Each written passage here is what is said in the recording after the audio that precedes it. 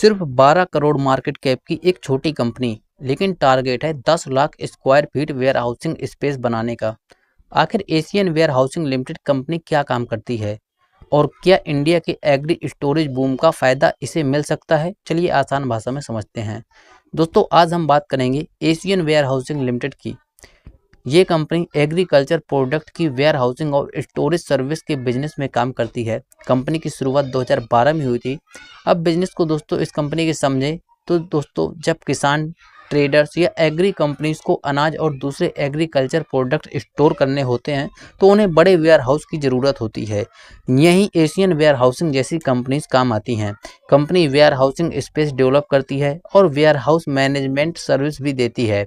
अब इंटरेस्टिंग बात यह है दोस्तों कि कंपनी फ्यूचर में FY26 तक लगभग 10 lakh square feet warehousing space develop करने का टारगेट रखती है। यानी एक्सपेंशन प्लान्स काफ़ी बड़े हैं।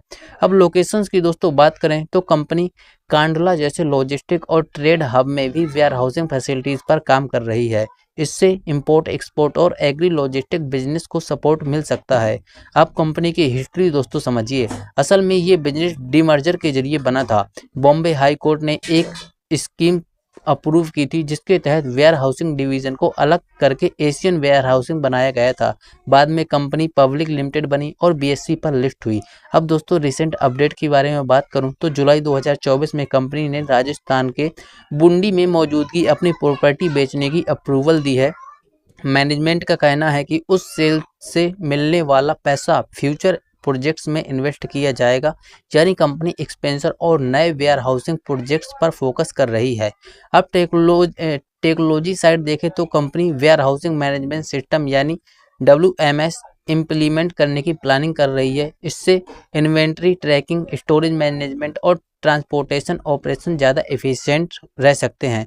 दोस्तों, रेवेन्यू ब्रेकडाउन के बारे में बात करें तो कंपनी ने FY24 में लगभग 92% revenue agro product warehousing service से आया है। बाकी इनकम वेड, ब्रिज और मिसलेनियस सर्विस से आई है। यानी कोर बिजनेस अभी पूरी तरह वेयर हाउसिंग पर डिपेंड करता है।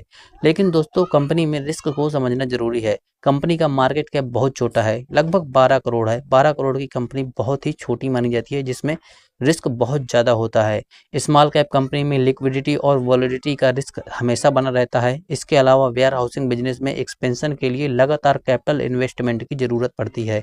अगर यूटिलाइजेशन कम रहा तो अपॉर्चुनिटीज़ पर असर पड़ सकता है। तो दोस्तों, ओवरऑल देखा जाए एशियन वेयर हाउसिंग एक micro agri warehousing company है जो इंडिया के स्टोरेज और लॉजिस्टिक सेक्टर में ग्रोथ अपॉर्चुनिटीज़ पर फोकस कर रही है।